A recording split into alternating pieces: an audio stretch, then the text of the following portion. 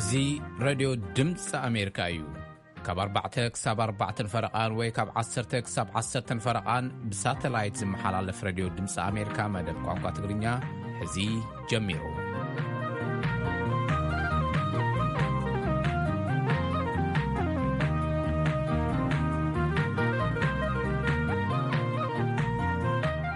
كما يتمسيو زي خبركم سمعتي نايلو مقدام سنبت مدب ساتلايت زتا أناقدكم قبرة مدهنية استفراليو تحتتات قربنا لكم علينا فلما بمخنيات أب أسمرا زكاية زلو ناي مبراقين مأخلاين أفريكا قتم كعصو إقري أوشت استاديوم قويمة بزعبا زلا قزاوي قجل حكاية من كئلاتات زملكت سبساب كنا أقرب لكمينا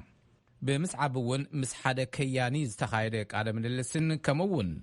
مستحاباري بروفيسور مرساس أحيز تخايدك عالم اللس كنقربنا موزيك أون حزنا لكم علينا مو نافلا ما يتحزتونا كنحلف نباس مرا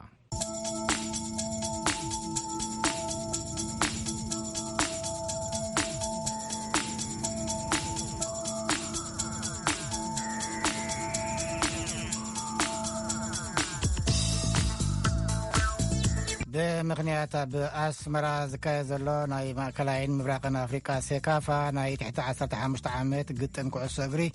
أبوشتي أسمرا ستاديوم قويما زلا قزياويت كجل حكاي من كيلاتاتن تتصاوتي أكايتن دقفتن زدل حكمناوي راديئة تهب كمزلا مرحتا قجل دكتور حاقوس تخلو نفيو يتزاريبو زالعلي عسرة أبلات زلوا قجل حكايم زدل حكمناوي مسارحتاتن مدهانيتاتن عاتقا خمزلان كساب حجي نأستاذ 8 زخونو سبات حاقز حصوص راديئة كمزهبتن أبلاتات تزاريبوم برهان برهي أزراريبوز لأخوة سبسابالو أزا قجل بمتحبار منيسري تأنان فيدريشن كؤسو أقري إرتران زقومت كم زخونت كما وهادت نايت قجل فينات سرح زلا سيستر إرسابرها تزاريبا منيستر تأنا خاء أبالات أوروتا هوسبيتال بزحة عمتينا لنا قيلاتات حخايم أب فولي نا إمرجنسي ناي آيسيون مستمهر ماسترس زلوم فيزيوثيرابيست فارماسيست نرسس كالونا كله عقم زلوم سبات غيرنا حيالتي ما قيمنا أبتي ناي ستاديوم مأخل إمرجنسي فيزيوثيرابي دوبين سنتر مش شقع زلو ملوء حدقاء قريبنا نسرح كم زلنا يلتفت مراحي نايتا قجل حكمنا زخونة كيلا حفشاو حكيم دكتور حاقوس تخلو بوغانو حكمنا أغلقلوت زلا أوشتي ستادي مسمرات تركب كلينيك أستات 10 تغلط أبالات حخايم نرسس فيزيوثيرابي أنتاي دوبين كيلا زلوها خوينا سلست ناي أمبولانس أبالاتن شمونت ناي سريشر أبالاتن تتعالتا توسخ دما كابيت ألازمت ناي سبورت حكمنا كيلا مسا حلف 10 معلتات كحقزنا مسانا خوين خسر حكأني لو مالتي اتي حكمنا وأغلقلوت تحدثي ناي قدما راديئة كفل مالتي تخلأي ناي فيزيوثيرابي تسالساي دما ناي أنتاي دوبين ويكا تسأر حيلو زمداني كفلناتو مالتي كلتا أمبولانس أبنوت أفسرح لوا أخول ناي قدما راديئة مداني تاس ألنا بفولي نلبي الحقز ناي ديفيبريلاتر ناي فيزيوثيرابي كلتا معبل زبلا مسارح تاتون ألنا مالتي أم ناي أنتاي دوبين كا تزيد المداني تات مسارح مرمران أدلاي نزخونا حقز نغفكا تقريب الله مالتي مسا أبالات كساب حجسكي كندي زخونو تساوتن كالوتن حكيمكم الله مسكي نأستاذ 8 زخونو استفلالي ناي مهارمتن كال ماماتن زلوم كا أقولقلوت كتب كاني مالتي زبزح اتزنبرة جزيهو مهارمتي أبصوتا زقات أميني روتي زقبرنايو حقزات بفولي قات أمينات كا أب كينيان إرتان تساوتالو زنبرة حدث تساوتاي بفولي وديقو حلوات تدفيو بغطا بأمبولانسنا بأورتا كيلو تحجزوا مالتي كلون ناي ساوث السودان بفولي بزحات تهارمون نيروم كافت عزبتون أبتسمعت أتيوم تربط أجرامن رئيس تهارمن نيروم بفولي هذا حكمنا يوم مالتي كالجن كسب حجي كبير ما سيت دقات منا يلن هو تصل كاتسنا حكونا كينا تساوتاي حندبت أما أخل ميدا حلوات تدفيو ورثة توسيدو تستقبلوا له حجزن مرمران ناي تسأل كل تبرت عن ذات النحو شو دما نابلو بتمليسس ناب سبورت أتيو حجو نبدناي فرق فسامة أو تخصاتف كي إلو مالتي أبان نايزا قويما زلا قجل حكمنا زخونا كي إلا حسوس راديت من سيتخلص أقاي بوغانو كسافجي نزقبرو حفشاو حاقز حسوس راديت بأبنت يبره أب ميلا زقات أمامناي مهارنتي ناي كانزا مستوهابو زخونا محشات زيقيرلو قلتيفنا بامبولانس سنينا ናብ ሆስፒታል ኦሮታን ዝለዓለ ክፍሊ ኢሜጅን እቲ ዝግበር ረድኤትን ወስዶም ማለት እዩ ኣብኡ ድማ ዝኾነ ምድነጋያት ንኸይፍጠርን ብቁልጡፍ ዘድልም ኢንቨስቲጌሽን ተገይርሎም ኣብቲ ነፀርታ ናይ ሕማም ምብፃሕ ስሉጥ ኣገልግሎት ክንቦም ቀሊና ማለት እዩ ካብ ደቡብ ሱዳን ክልተ ተፃወቲ ካብ ሱዳን ከዓ ክልተ ተፃወቲ ማለት እዩ ሓምሻይካ ናይ ኬንያ ተፃወታይ ነይሩ ከምኡን ተፃወታይ ናይ ሃገራዊት ጋንታ ኤርትራውን ኣብ ልምምድ ከሎ ስለዝወደቐ ኤክስሬይ ብምግባር መስበርቲ ምሳሎ ናብ ሆስፒታል ሓሊበት ወሲድና ዝግበር ናይ ካስት ስራሕ አቀላጢፍና ጌርናሉ ማለት እዩ ገለ ተፃወቱን ምስቲ ዝነበሮም ናይ ዲሃይድሬሽን ካልእ ኢንፊጅን ብምሃብ ሪሳስቴት ጌርናዮም ሙሉእ ብሙሉእ ሓዊዮም ድሮብ ፀወታ ተመሊሶም ኣለዉ ማለት እዩ ካብ ቤት ጽሕፈት ምቁፅጻር ዶፒን ወይ ጸረ ወሃብቲ ሓይሊ መድሃኒት ኤርትራ ተወኪሉ ዝመፀ ፋርማሲስት አስመሮም መላእከ ብግዲኡ ኣብ ሃገርና ሃገራዊ ኮሚቴ ጸረ ወሃብቲ ሓይሊ መድሃኒት ኤርትራ ዝበሃል ኣሎ ኤርትራ ናሽናል አንቲ ዶፒን ኦርጋናይዜሽን ማለት እዩ እዚ ትካል ንስፖርት ካብ ድራግ ነፃ ንክኸውን እዩ ዝሰርሕ እቲ ድራግ ፍሪ ስፖርት ዝብል ቴማ ብኣውትሪች ካምፔን መልክዕ ንምዝርጋሕ ኢና ናብ ስቴድየም ኣስመራ መፂና ዘለና ካብ ውድድር ዝጅምር ስጋሕ ሕጂ ድማ ፖስተራት ይኹን ሊፍሌት እንዳዘርጋሕና ነቶም መንእሰያት ይኹን ነቲ ህዝቢ ኣፍልጡ ኣብዚ ጉዳይ ንምዕባይ ስጋሕ ሕጂ ሰሪሕና ኣለና ዝገበርና ምርመራታት የለን ንሱ ከምስቲ ኩነታት ናይ ዕድሜኦም ይኹን ፉትቦል እውን ኢንዲቪጁዋል ስፖርት ስለደይኮነ ብዙሕ ጥርጥር ስለደይኮነ ምርመራታት ኣካየድናን ግን ትካል ከም ትካል ኣብዚ ከምዚታት ከም ዝነጥፍ ክሕብረካ ፈት ምናልባት በዚ አጋጣሚ እቲ ዝለዓል ዝነበረ ናይ ኣካላዊ ብቕዓትን ናይ ዕድመ ፍልልይን ከም ዘሎ ብተፈላለዩ ኣሰልጠንትን ተፃወትን ክዝረበሉ ቀኒዩ እሞ እስከ ብሕክምናዊ መዳይ ኣብዚ እንታይ ርእቶ ተበና እወ ነዚ ክትምልስ ብሳይንሳዊ መዳይ ክንጥምቶ ተኮይና ከም ሞያውያን መጠና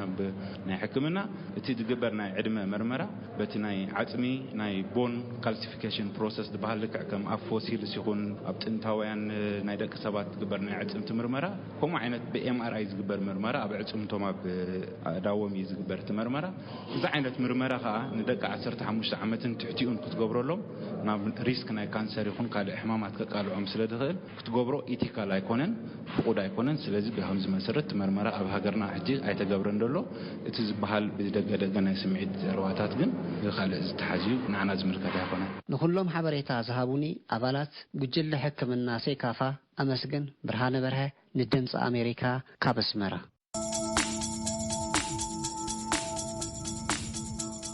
نمسكن برهانة برها كباسمرا مو أبزي أبو موسيقى كنعرف تمسكن ياريج انتاي غيرا تبل زوصا حداست عمت الموسيقى كقابزكم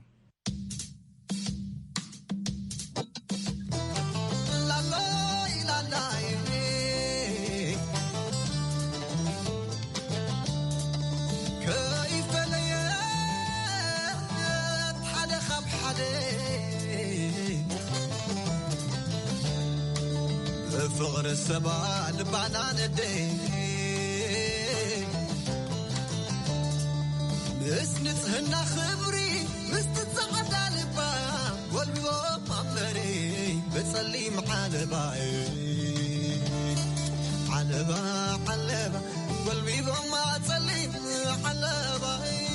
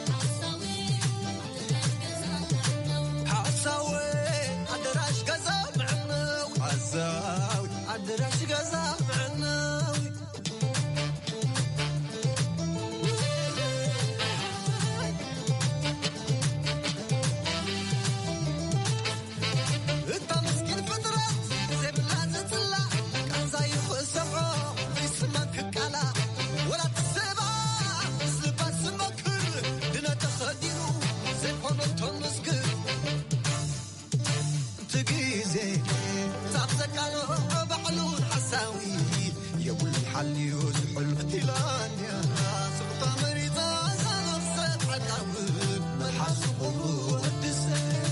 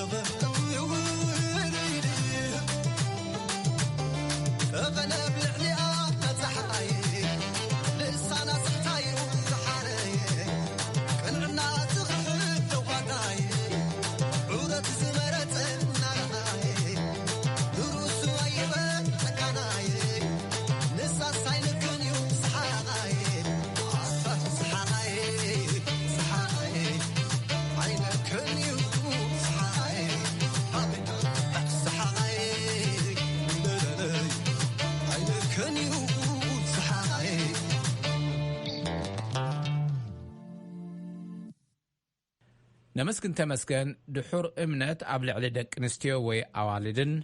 ساعبينون التملكت رزان ملقت زحازت موسيقى يا خبركم سمعتي زكابتك واشنطن دي سي زمحلالف صلو ريد مس امريكا ايو كنحلف مسارحتنا عالم فسها نحاده اب سنه طباباوي بزح صنحن بزح زسرحن سنه طبابኛ حزيلنا الله نابوك حلفكم تمسكن ابتولدل ختم اسمرا دماريم كوابي نيت امت كጫን መልጎም نخفله مرأي ተዋስኦን ምንጋርጽ ውጽዋይን ጀሚርዎ ናብ ትግራይ ምስመጽ ኣብ ኮሌጅ ኪነጥበባት ትግራይ በቲያትር በዲፕሎማ ተመርቂዩ ተመስገን ይሱፍ መጀመርታ ይቀኒ ለይ ዝዕድል እዚ ማህብኩም ልዕሊ 30 ዓመት ኣብቲ ስነ ጥበብ ኣለኹ ክጅምር ከለኹ ኣይተፈለጠንን ቆልዓ ከለኹ እዩ ኣብ ስመራ ማለት እዩ ኣብ ተወሊዶን ስለዝዓበኹ ገዛውትና እንዳማርያም ነይሩ ጀርዲኔራትና ናፍተ ከባቢ ኣብ ኣይና መተኣኻኺቢት ነይራትና ማዓት ብዙሓት ኢና ነይርና ኩዕሾ ተጻይትና ናይ ምሸት ያታ ኩሉ ሻዕ ዘርእየላ ሽዑ በዓል ይሳቃሎ ይሳቅ ወደቀሽ ሉቃስ በዓል ሰሎሞን ኤርሚያስ ሐመዜን ቶማስ ገለ ዝበሃሉ ብዙሓት እዮም ሞልጎም ነይራታ ሞልጎም ኩዕሾ ክንጻት ከልና ሞልጎም ስለዝነበረ ሽዑ ሞልጎም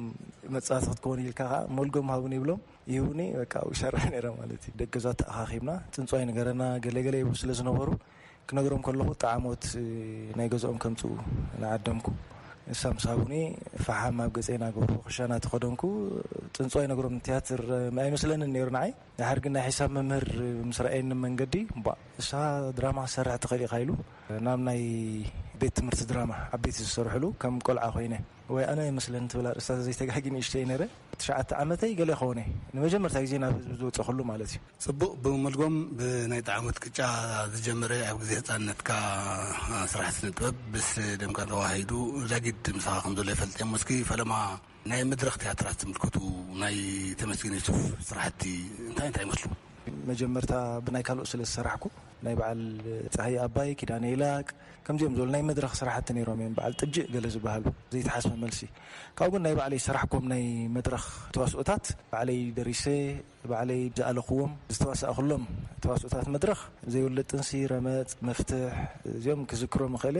እቶም ዓበይቲ ዝበሃሉ 7 ገለ ይኾኑ እዮም ብርክት ዝበሉ ናይ በዓላት ስራሕቲ ከዓ ነይሮም ሓፀርቲ ዝቐርቡ ቁፅሮም ኣይዝክሮም ንሶም ብዙሓት እዮም ናይ ቴሌቪዥን ድራማ ክሰርሕ ከለኹ መጀመርታ ጃዕፉ ትብል ሓፀር ነይራ ንመጀመርታ ግዜ ናብ ቴሌቪዥን ዘምፀና ብ84 ይመስለኒ እሳ ሓፀር ጽሒፈ ኣተያ ካብኡ ይዕርዩ ምስ ህዝቢ ዘላለየኒ በበይናበይ ዝብል ናይ ፀሃይ ኣባይ ድርሰት ማለት እዩ ቀንዲ ገጸ ባህሪ ኮይነ ይዋሳእ ስለ ዝነበርኩ ተኸታታሊ ነዊሕ ነይሩ ጽቡቕ ናብ ልቢ ህዝቢ ክንኣቱ ኽኢልና ማለት ብናይ ቴሌቪዥን ባዕለይ እውን ዝሰርሖም ስራሕቲ ነይሮም ኣኼባ ዝብል ነይርኒ ገለ ናብ ቴሌቪዥን ያቕርቦም ነይሩ ሓፀርቲ እዮም ሳቶም እታ በበይናበይ ነዋሕ ነይራ ማለት እዩ ከምዚ ናብላ ሓፀርትን ገለንገል እናበልና ብፊልም ደረጃ ክበፅሕ ከሎ ናብ ማሾ ትብል ናይ ታኽልቲ ነጋ ፊልም መፅያ ታኽልቲ ነጋ ጽቡቕ ገይሩ ስለ ዝሰርሓ ኣብኡ ተዋሳኣይ ኮይነ ሰርሐ ናይ ሜካፕ ኣርቲስት ብነ ከለኹ ማሾ ዘሎ ኣነ ሰርሐዮ ካብኡ ናብ ናተይ ስራሕቲ ቶም ዓበይቲ ዝበሃሉ ስራሕቲ ኣለዉ ዝፍለጡ ንኣብነት ድጉል ሓዊ ዝብል ዝተሰርሐ ኣሎ ምስ ናይ HIV ዝተሰርሐ ድራማታት ማለት እዩ ካብኡ ኣብ ቀረባ ግዜታት ከዓ ምስ በዓል ተታሓሒዙ ዝተሰርሐ ሽፍታ ከተማ ዝብል ድራማ ሰሪሐ ሕጂ ከዓ ብተኸታታሊ ገና ኣይተወደአን ዘሎ መጻወድያ ዝብል ሓደ ተኸታታሊ ቴሌቪዥን ድራማ ይሰርሕ ኣለኹ ማለት እዩ ብጀካዚ ከም ሓደ ዓውዲ ናይ ጥበብ ድማ ድራማ ሬድዮ እናበልና ንፅውዑ ኣሎ ሬድዮ ድራማ እውን ተሳቲፈ ብዙሕ ብናይ ካልኦት ድርሰት የጀሚሮ ዮ ናይ ኣታኽልቲ ነይሮ ሃይዳቦ ዝብል ተኸታታሊ ካብኡ ኣዲስ ኣበባ እውን ኣብ ኢትዮጵያ ሬድዮ ሳሮን ዝብል ድርሰት ነይሩ ኣብኡን ብሬድዮ ተወሳኣይ ኮይነ ሰሪሕ ኣለኹ ማለት እዩ ካብኡ ግን ጽቡቕ ስራሕቲ ስራሕ ኩሎም እንተሃለዉ ሓደ እቶም ምሩቓት ዝብል ብዙሕ ኣብ ልቢ ህዝቢ ዝኣተወ ድራማ ኣሎ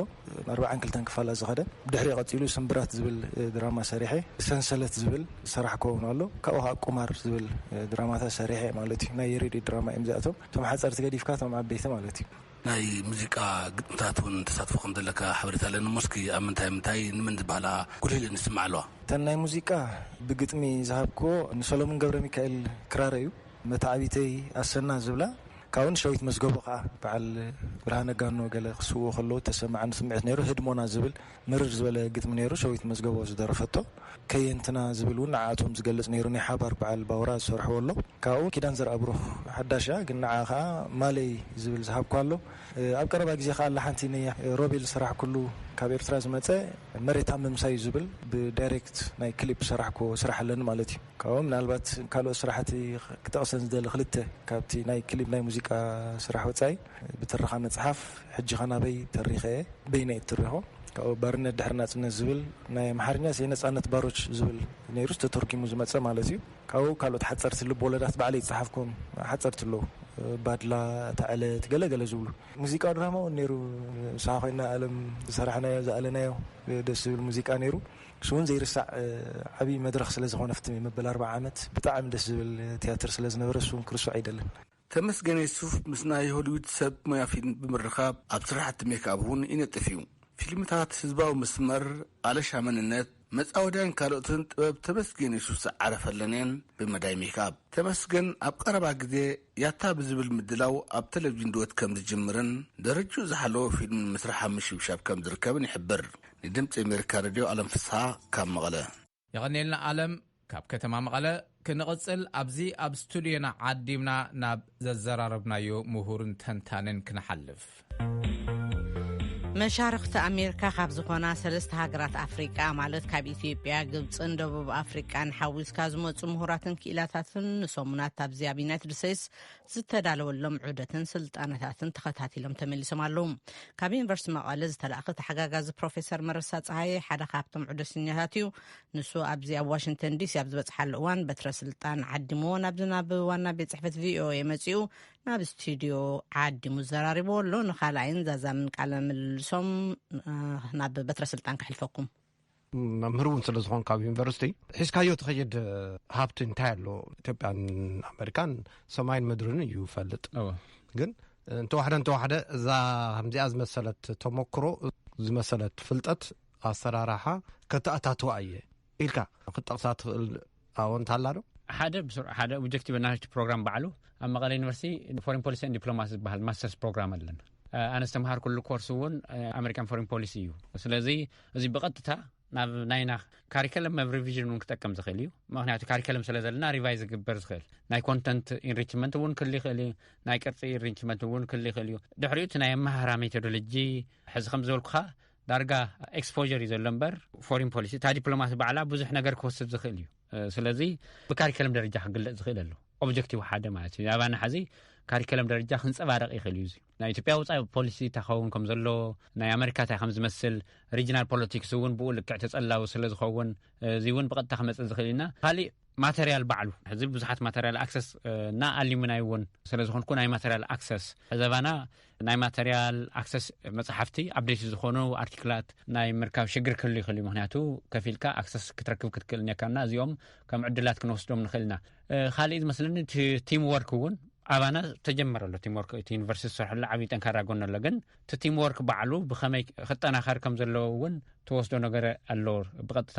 ናባና ኸይድ ዝኽእል ካልእ ብቐጥታ ዝወሰድክዎ ዝመስለኒ ኣሜሪካውያን ከመይ ሃገራዊ ህንፀት ከመይ ሓሊፎም ኢንሽን ከመይ ቢልድ ገይሮም ትሕዚ በፂሖሞ ዝኔው ደረጃ እናት ናይ ዲሞክራሲ ናይ ነጻነት ባዕሉ ማለት ነጻነት ባዕሉ ንሱ ጥራይ ተኮነት ፖለቲካውን ኢኮኖሚያውን ድሌታት ግልጽ ጌርካ ቀምጥካ ብኸመይ ኢኻ ትደራደር መንግስቲ ከመይ ይመርሖም ዜጋታት ከመይ ኢንፍሉዌንስ ይገብሩ ይቆርጹ ዝብል ኣሎ ሕዘባና ትሪኦ መሰረታዊ ሽግር ኮይኑ ዝመስለኒ ኣብቶም መሰረታዊ ጥቕምታት ናተይ ትኾንና ኣብቶም ኣስፓይሬሽንስ ጥራይ ክጭበጦ ዘይኽእሉ ጥራይ ናይ ምትኳር ባህር ኣለና መምራቅ ኣፍሪካ ድማ ተደጋጋሚ ኣነ እውን ከም ካብኡ ዝመጻኹ ተደጋጋሚ ዝሓቶ ዝነበርኩ ናይና ቦታ ኣብቲ ዝግበር ናይ ዓለም ለኻዊ ርክብታ እዩ ዝብል ብተደጋጋሚ ዝመጽእ ነገር ግን ኣሎ ኣባና ውሽጢ ጉዳይኩም ፍትሑ ዝብል እውን ኣሎ ምክንያቱ ሓደ ኮርስ ወሲድና ናይ ጂኦፖለቲክስ and the horn was ካብቶም hot places ተባሂሉ ዝቕመጥ እዩ ጂኦፖለቲክስ ሕዚ ከም ትሪኦ ኮንፊግሬሽን ናይ ሕዝኒ ዝተፈላለዩ ትርጉም ኣለዎ ዓብዪ ተመክሮ ዝወስደ እዩ ኢንፍሉዌንስ ምግባር እዩ ታንክ ዩ ከምቲ ትብሎ ዝፈተንካ መንጎ መምህርን ተምሃራይን ዘሎ ርክብ بعينها ስለ ዝረኣኻዮ ኣብ ዓድና ነቲ ተምሃራይ ከመይ ቢለ ጠሊፈው ድቆ ወይ ከዓ ከመይ ቢለ ታልሎ እዩ ናይ መምህር ተሓሳስባ ኣብዚ ግን ትመልሲ ከመይ ገይሩኹም መልሶኹም ዝኽእል እዩ ዝሕገዝ እሞ ብሕልፊ ኣብታ ንስኻ ትመርሓ ክፍሊ ንኻልኦት ኣርኣያ እንተኮይንካ እውን ፅቡቅ እዩ ብዝኾነ ናይ ኢትዮጵያ ፕሬዘንቴሽን ወይ ከዓ ዘቕረብካዮ ክፍሊ ነይሩ ዶ እንታይ ኣንፀባሪቕካ ንስኻ ክልተ ግዜ ፕሬዘንቴሽን ነርና መጀመርያ ከመይ ትግንዘብዎ ዝብል እና ናይ ባዕልኩም መቕረብ ተባሂልና ቀሪብና ኢና ቅድሚ ብዙሕ ምምሃርና ማለት እዩ ድሓር እውን ብዝተምሃርና ከዓ ናይ ባዕልኩም መቕረብ እሞ ድሕሪኡ ዘ ሮል ኦፍ ዩናይትድ ስቴትስ እታ ከም ዝመስል እውን ንሪኡ ዝብል እውን ኣቕሪብና ኢና ሕዚ ሓደ ከም ድኽመት ዝረኣኽዎ ከምቲ ንሕና ነጋንኖ ቦታ ዘይምርካቡ ትርኢ ኣፍሪካ በጠቓላሊ እቲ ዝነበረ ዲስከሽንስ ቻይናን ራሽያን ማእኸላይ ምብራቕን ኣውሮፓን ጥራይ ዶሚኔት ዝገበረ ምዃኑ ናይ ኣሜሪካ ትሪእና ንምንታይ ኢና ዘይኣተና ዝብል ብካሊእ መልክዑ ከዓ ኣብቲ ሃይ ሌቨል ዘይኮንና ኢና እምበር እቲ ናይ ኣሜሪካ ፅልዋ ምስ ናይ ቻይና ዝኒሄ ምስሓብ ኢምፓክቱ ከቢድ እዩ ስለዚ እቲ ናተይ እንታይ እዩ ሪጅናል ፖለቲክስ እታ ከም ዝመስል ነተነኡኒዋ ሃገራት ዘለዎ ተፅዕኖን ኣብ መንጎእን ብዝግበር ዘሎ ናይ ምስሓብ ንበሎ ናይ ምትታዋት ብድሕሪኡ ናይ መንግስቲ ምድኻማትን ናይ ህዝባዊ ናዕብታት ዝፈጥርዎ ናይ ምምዝባል ዝተፈጠረ እዚ ባዕሉ ብኸመይ ዘ ሮል ኦፍ ዘ ቢግ ፓወርስ ካብቲ ኮሎኒያሊዝም ሓዊስና መጨረሻ ከይዱ ከዓ ዩናይትድ ስቴትስ ኣብቲ ቅድሚ ሕዚ ከም ዝፍለጥ ኣብ ሴኪሪቲን ኣብ ሪጅናል ፖለቲክስ ቴሮሪዝም ከም ዝነበረ እዩ ዋና ትኩረት ካብዚ ክሓልፍ ከም ዘለዎ ምክንያቱ ኢትስ ቢዮንድ ጂኦፖለቲክስ ተነኡኒዎ ሃገራት ንባዕለን እናተጠላለፋ እናወደቓ እቶም መንግስታት እውን ብኡ ልክዕ እናተጠላለፉ እናወደቑ ናይና ኩነታት ድማ ልዕሊ 110 ሚልዮን ተሸከመ ሃገር ኣብቲ ከባቢ ሪጅናል ባላንሰር ኮይኑ ንምርጋዕ ዓብዪ ብርክቶ ክገበር ተዘይተረጋግዑ ከዓ ዲስታብላይዜሽን ዓብዪ ፅልዋ ክህልዎ ዝኽእል ሃገር ዘ ሮል ኦፍ ግሬት ፓወርስ ከመይ ክኸውን ከም ዘለዎ ንምንፅብራቕ ሞኪረ ኣለኹ ማለት እዩ ፅቡቅ ካብኡ ሓሊፍካ ናብ ኮሚኒቲኻ ክመልሰካ እሞ እቲ ማሕበረሰብ ኢትዮጵያውያንን ኤርትራውያንን ብርሑቕ ኢኻ ትሰምዖም ነርካ ኣብ ኣሜሪካ ዘሎ ኮሚኒቲ ኣብ ኣሜሪካ ዘሎ ኮሚኒቲ ይበሃል ትሰምዕ ትነብር ሎሚ ብኣካል ኢኻ ረኺብካዮም ከመይ ረኸብካዮም ባ ዝገርም ዝነበረኒ ብዘጠናኸር መልክዑ እየ ኣብዚ ዓብዪ ነገር ረኺበ ዘለኹ ዝብል ምልከታ እዩ ዘለኒ ትግራዋይ ብጣዕሚ ዝገርም ኣብቲ ዓዱ ዘሎ ምርዳእ ናይ ምክታል ጠንካራ ምዃኑ ብኻሊእ ድማ ብጣዕሚ ኣብቲ ናተይ መብዛሕትኡ ፅናዕታተይ ኣብ ኤርትራን ኢትዮጵያን ማእኸል ዝገበረ እዩ እቶም ዝበዝሑ ካብ ካናዳ ይኹን ካብ ዩናይትድ ስቴትስ ብዙሓት ስልኪ ካብ ኤርትራውያን እውን እዩ ተደውለይ ናይቶም ዝደውለይ ሰባት ከዓ እዚ ህዝቢ እንታይ ናይ ሓባር ዕድሉ ብሓደ ምዃኑ ከመይ ኢልና ሓቢርና ከም ዝሰርሕ እቲ ሽግር ክፍታሕ ከም ዘለዎ ኣብቲ ሕዝኒ ኩነታት ስኽፍታ ከም ዘለዎ ብዘርኢ መልክዑ እዩ ናቲ ሕዚ እቲ ህዝቢ ናብ ሪኮንሲሌሽን ከይደ ኣሎ እቶም መራሕቲ ግን ካብ ኖርማላይዜሽን ዝሓለፈ ኣይከዱ ዝብል ትርጉም እውን ኣውፂኢኻ ትሪኡ ኣብቲ ናይ ኤርትራ ነቲ ክልቲኡ ህዝቢ ክተዓረቐን ሓቢሩ ንክነብርን ናይ ዕድሉ ክውስን ዘለዎም ድሌት ሰናይ ድሌት ብጣዕሚ ዝገርም እዩ ኣብዚ ብዙሕ ትግራዋይ ኣሎ ብዛዕባ ዓዲ ኩነታት ይከታተል ብዙሓት ኤርትራውያን ብዛዕባ ዓዶምን ብዛዕባ ክልተና ከዓ ብፍላይ ከዓ ኣብቲ ከባቢ ተፈጢሩ ዘሎ ሽግር ኣብ ክልቲኡ ህዝቢ ስኽፍታ ከም ዝፈጠረ ስኽፍታ ጥራይት ኣይኮነስ ናብ ፀጋ ከመይ ይቕየር ዝብል እውን እዩና እዚ ዓብዪ ተስፋ ዘለዎ ምናልባሽ ትና ኣነ ዝመርሖ ሓድሽ ማእኸል እውን ሰንተር ፎር ፒስ ኤንድ ሪኮንሲሌሽን እዚ ዓብዪ ነገር ከም ንሰርሕ ኣብዚ እውን መጽ ምናልባሽ ኣብ ትግራይ ንሃለኹ ናፍቶም ናይ ስደተኛታት ማእኸል እውን ብተደጋጋሚ ስለ ዝኸይድ ተው ዘሎ ንጽንዓት ደጋፊ እዩ ኣብዚ ግን ብዝበለጸ መልክዑ ከመይ ሓቢርና ከም ዝሰርሕ ብዘርኢ መልክዑ የርእየና እዚ ህዝቢ እዚ ንኽተዓረቕ ሓቢሩ ንኽነብር ዕድሉ ብሓደ ሸር ንኽገብር ዘለዎ ድሌቱ ሰፊሕ ምዃኑ እዩ ካብ ኩልቲኦም ማሕበረሰብ ተገንዚበኒ ከምዚ ተራኺብካ ንኽትዛተ ክትላዘብ ክሓትኾን ክትምልሰሎም ወይ ክትሓቶምን ክምልሱልካን ዝገበርካዮ ጻዕሪ ፈተነ ነይሩ ዶ? መብዛሕትኡ ብስልኪ እየ ተዘራሪበ ኣብዚ ናይ ትግራይ ኮሚኒቲ ጽሑፍ ኣቕሪበ እንታይ ዝመስል ሃገራዊ ኩነታት ክፍለ ሃገራዊ ኩነታት ስለዚ እንታይ ክንገብር ኣለና ዝብል እውን ኣቕሪበን ናብ ናይ ኤርትራውያን እውን ከይደ ኣብ ዳለዌር ኣብ ናይ ኤርትራውያን እውን ከይደ ድራር ተጋቢዘ ኣብኡ ከይደ እውን ናይ ዓድና ባህሊ ከመይ ክዕቀብ ከም ዘሎ ደቂ ኣብዚ ተወሊዶም ዝዓበዩ እውን ትግርኛ ከመይ ከም ዘለዎም ክስዕስዑ ከም ዘለዎም እውን መፅኦም ለሚድና ኣለና ኢሎም ዘርእይኑ እውን ኣለና እዚ ብምሉእ ክትርኢ ከለኻ ብጣዕሚ ካብቲ ዝገመትክዎ ማለት እዩ ከመይ ዓይነት ናብራ ከም እንነብር ናብ ገዛና ናብ ውሻጠና ንበልዖ ፀብሒ እንጀራ ድዩ ባኒ ፓስታ ተጋቢዝካ ዶ ቡንዶ ሰቲኻ ክልቲኡ ረኺበ ማለት ናይ ዝዓዲ ምግቢ እውን ናይ ኢትዮጵያ ምግቢ እንጀራ እውን ባዕሉ ናይ ኣሜሪካ እንጀራን ናይ ኢትዮጵያ እንጀራን ከም ዘሎና እንጀራ እውን ኣብዚ መጽ መጀመርያ ግዜ ዋሽንግተን ማለት እዩ እቲ ማሕበረሰብ ኣብዚ እውን ዝመፀ ነገር ከም ዘሎ ካብዚ እውን እና ኩሉ ረኺበ ኣለኹ ንማለት እዩ ስለዚ ደቅኻን በዓልቲ ቤትካን ክትናፍቕስ ግዜ ረኸብካን ማለት እዩ ተሓባባሪ ፕሮፌሰር መረሳ ፀሃየ ካብ ዩኒቨርሲቲ መቐለ ማእከል ሰላምን ዕርቅን ጋሻና ስለ ዝኾንካ ክብረት ያበለይ ይቕኒየለይ ዕድመ ስለ ዝገበርኩም ይቐኒየልና ጋሻና ተሓባባሪ ፕሮፌሰር መረሳ ፀሃየን በትረ ስልጣንን እሞ ዝኸበርኩም ሰማዕትና ንሎም ማዓንቲ ዘዳለብናዮም ትሕዝቶታት እዚኦም እዮም ነይሮም ብሙዚቃ የክሰናበተኩም ሰናይ ባራኪ ዋና ዋና እናበለ ብዝደርፋ ጥዕምቲ ናይ ራያ ደርፊ ክሰናበተኩም ኣብ ስሩዕ መደብና ሶኒ ክሳብ ንረኸብ ድሓንኩኑ ገብረ መድህን እየ